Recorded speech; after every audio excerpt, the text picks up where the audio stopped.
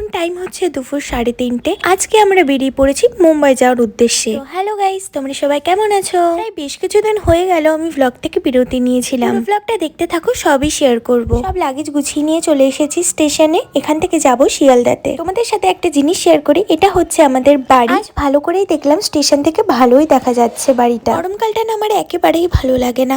March মাস অনুযায়ী কি পরিমাণে গরম পড়েছে সে তো সবাই আমরা বুঝতেই পারছি। আমরা চলে এসেছি শিয়ালদা স্টেশনে। এখান থেকে ট্যাক্সি ধরে এখন যাচ্ছি হাওড়াতে।